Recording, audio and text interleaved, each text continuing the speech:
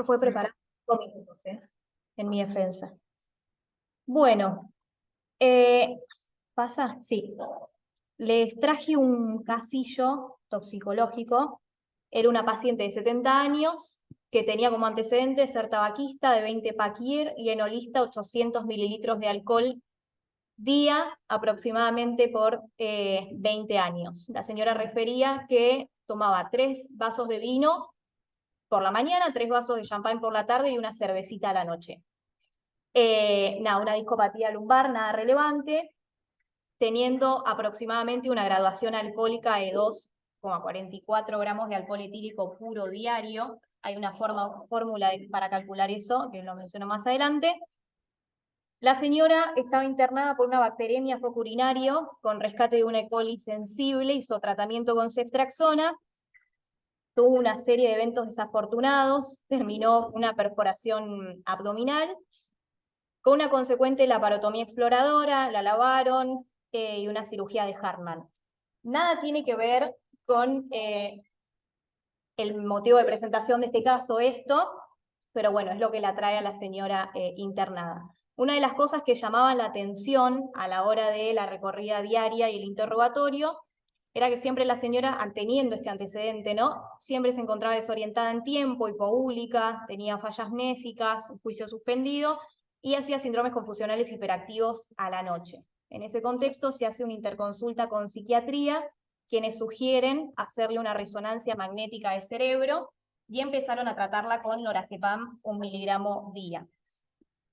Se le hace la resonancia magnética de cerebro, y en uno de los cortes llamaba poderosamente la atención la forma anatómica que presentaba su cuerpo calloso, ¿no?, que comparándolo con la imagen de abajo a la izquierda, con un cuerpo calloso normal, tenía una atrofia marcada. Lo que era, junto con el antecedente del enolismo, sugerente de, bueno, y algo de ventriculomegalia también. La enfermedad de Marchiafava-Bignami, que es una desmielinización, donde puede haber necrosis también del cuerpo calloso y la sustancia blanca, adyacente, que ocurre en pacientes enolistas crónicos, ¿sí? Puede ser agudo, subagudo, crónico, y genera cuadros de demencia, espasticidad y disartra. Si bien los cuadros neurológicos, ahí está, los cuadros neurológicos secundarios al enolismo son bastante inespecíficos porque suceden varias cosas, la imagen fue con nuestro Marchiafava. Era bastante sugerente de esta enfermedad. No conté nada más que los antecedentes, el motivo de internación y la interconsulta. Bien. Bueno, un poco de lo que ya dijimos a ver, tiene que ver un poco con el daño citotóxico que produce el alcohol y la desnutrición severa, donde alteran esta estructura encefálica, y se cree que el retiro de la exposición al tóxico y la suplementación nutricional podrían llegar a prevenir este tipo de enfermedad. Para recordar un poco esto de los cálculos de las tasas de alcoholemias en los enolistas, que dependen tanto del sexo, hombre-mujer, como del peso y del tipo de bebida, ¿no? Ya sea un vaso, 2 vasos, o bueno, o los mililitros que sean, de eso depende la graduación alcohólica también. Hay una fórmula para calcularlo, se expresa en grados, el contenido de alcohol absoluto en 100 centímetros cúbicos, que sería el porcentaje de alcohol que tiene una bebida, ¿no? Por ejemplo, si tiene un 13% de graduación alcohólica, significa que cada 100 centímetros cúbicos, 13 son de alcohol etílico puro, y hay una fórmula para calcular esto, que fue lo que calculamos con la señora, que nos da aproximadamente 2,44 de alcohol etílico puro diario durante 20 años. Nada, traje a colación un poco de alcoholismo, porque siento que lo vemos frecuentemente en internación. La definición de la OMS es un consumo crónico y continuado periódico de alcohol, caracterizado por un deterioro del control sobre la bebida y episodios frecuentes de intoxicación. Al menos a mí antes me costaba mucho discernir cuándo podía considerar un paciente enolista o no, si dependía de la cantidad, de la frecuencia o de una predisposición psíquica previa. Y el consumo a pesar del conocimiento de las consecuencias. Para que sepan, ahí después se los paso, hay dos scores que se pueden utilizar para el rastreo de alcohol. Uno es el audit y el otro es el CAGE. En estas páginas uno entra y pone los datos del paciente y eso ya se calcula, que puede dar una idea acerca de el riesgo que tiene el paciente de poder llegar a ser enolista. Bueno, esta también es una de las definiciones según la DSM-5 para los pacientes enolistas. Tienen que tener ingestión reciente, cambios psicológicos comportamentales, al menos uno de los siguientes: incoordinación, marcha estable, deterioro de la atención, y no se tienen que explicar por otro trastorno mental que no sea el consumo crónico de alcohol. Para saber, es una patología multifactorial y psiquiátrica, es progresiva, está infradiagnosticada, existe tolerancia y dependencia al etanol, se dice que hay predisposición genética a que los pacientes terminen siendo enolistas, y la respuesta clínica a la intoxicación, tanto aguda como crónica, depende también de esta expresión genética que determina distintos tipos de respuesta enzimática al metabolismo de alcohol. Hay dos tipos, tipo 1 y tipo 2. El tipo 1 tiene de característica un inicio tardío, en donde generalmente los pacientes presentan sentimiento de culpa y preocupación post-consumo, y en el tipo 2 es un inicio más temprano y hay comportamientos más desinhibidos con respecto a eso. Para el diagnóstico tenemos criterios en donde están, digamos, puestos en la DSM-5, y se puede dividir también en grados moderados, leves o severos, de acuerdo a la presencia y la cantidad de síntomas que presenten los pacientes. Hay consecuencias, tanto agudas como crónicas. Los pacientes pueden presentar cirrosis, consecuente hipertensión portal, hemorragias digestivas, miocardiopatías, desnutrición, cambios conductuales, polineuropatías, traumatismos craneoencefálicos, principalmente la intoxicación aguda, y síndromes crónicos, como en el caso de esta paciente. La encefalopatía de Wernicke, por ejemplo, en donde hay disfunción oculomotora y ataxia de la marcha por déficit de tiamina. Acá no se ve, no sé si yo no lo veo. ¿Cómo saco esto de acá? ¿Lo puedo sacar? Sí, lo puedo sacar. Ahí está. Bueno, síndrome de Korsakoff con manifestaciones psiquiátricas, hay amnesia anterógrada y retrógrada selectiva, y esta enfermedad de Marchiafava-Bignami que se caracteriza por la desmielinización principalmente del cuerpo calloso. Hay tratamiento, o al menos tratamiento soporte, de los pacientes enolistas crónicos. Lo que más está estudiado es el acamprosato y la naltrexona. Bueno, lo primero siempre en tóxico es retirar la exposición dentro de lo que se pueda. Se puede administrar tiamina, psicoterapia y acompañamiento. En el tratamiento de la intoxicación aguda de etilistas crónicos, se comienza con una carga de tiamina 300 miligramos, se puede continuar con tiamina 100 miligramos. Y estos son los estudios que avalan el uso de naltrexona o acamprosato según la presencia o no de hepatopatía alcohólica crónica. Se puede comenzar con naltrexona 50 miligramos oral día y se monitorea durante 6 meses. Una de las cosas que se evalúa como respuesta es el deseo de consumo, el craving o no.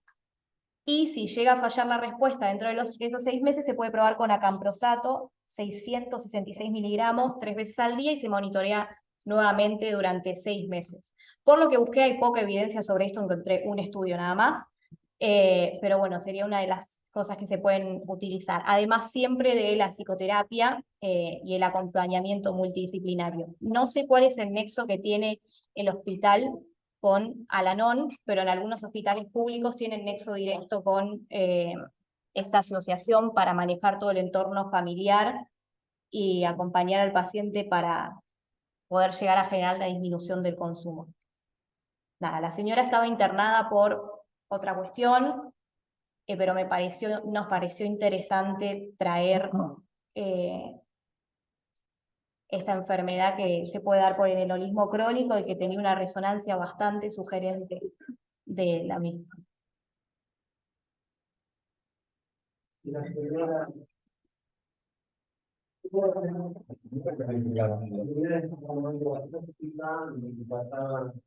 Creo que no, Bruno no le puede llegar a ser humana siquiera porque estaba práctica y respondía muy específicamente, pero en ese contexto donde nosotros estábamos evaluando, estamos pensando en la primera que hubo, en este caso, la evaluación neurocognitiva, en una recurrencia en una grave, no tiene mucho valor. Básicamente así para mejorar el modelo y unos biológicos. De hecho, para los 4 o 5 días que ingresa, nosotros vamos a un poco, la educativa, el tipo de dinámica, linfopénica, anémica, sigmas articulares, que la tomografía, y la tomografía es una primera que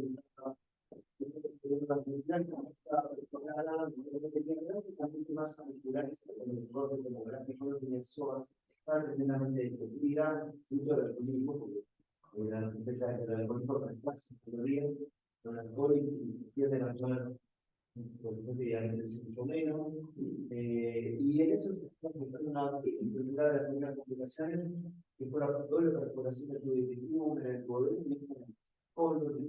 la lesión duodenal, considerado de infección tan severa que pensamos que iba a ser un mortal. Y sin embargo, esa misma tarde se opera, volvería a la cirugía, y termina la terapia intensiva más o menos una semana, ¿no?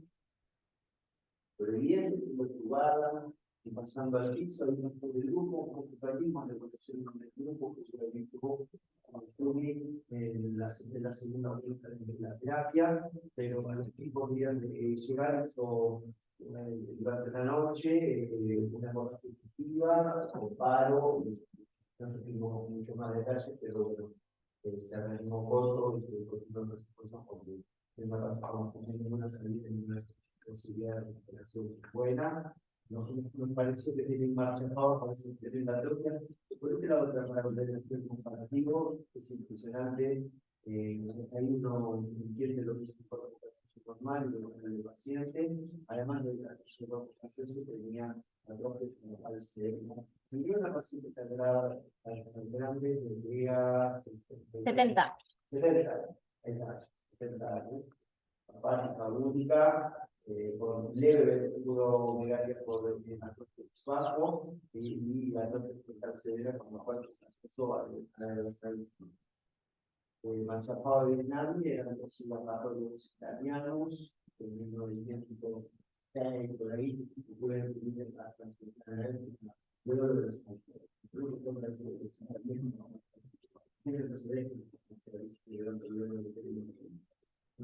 no dejan a otros seres que tienen muy claro que es por la familia de la cosa. En esta época, nosotros, la verdad, que pero no el paciente en particular, o el acompañador de los circunstancias de las mejores licencias, no como nosotros, la verdad, muchísimo por ser más sobre todo, cuando me viene a dar y mucho menos por la cobertura quiere pasar por la observación de muertos, porque la cobertura es el paciente vivo. Cuando muere, no se puede cuidar.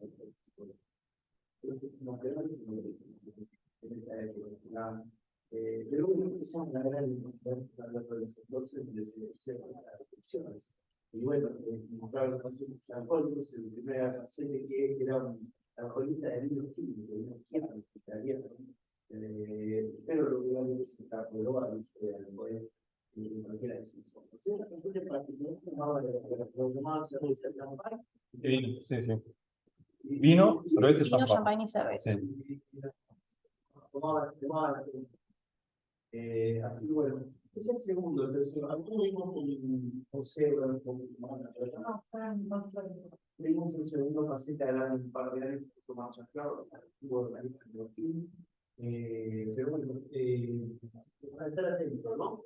Estaba con esa paciente la comunidad que está más nada, porque de un lado no respondía, digamos, con los primeros de la familia, entonces Entonces, el señor podría tener su directamente como si fuera una exploración hemisférica, ¿no? Que en realidad, si fuera una exploración hemisférica, pues en realidad se aplica como el paciente experimental, en realidad es el tiempo experimental de la epilepsia, para seccionar el cuerpo calloso, evita que las epilepsias focales se generalicen al hemisferio contralateral con sistemas mejores. De esta manera, precisamente, no se vuelve a conocer el hemisferio. Bueno, no está tal cual descrito así en el Marchapaba, pero bueno, este paciente tenía muchísimos elementos de deterioro cognitivo, pero por terminar de evaluar, porque la paciente se nos complicó clínicamente con eventos que, bueno, la verdad, no hemos previo. Bueno, creo que nada más. Era eso. Era eso. Modestamente eso. Modestamente. En 5 minutos. ¿Querés ¿Querés que busque eso? pausar la grabación? No, poner, no, espera. Ponen ahí, no, es el otro parte, ponen más. Para. Ahí, parate ahí, ponen más. Ahí, más. Pausa de grabación.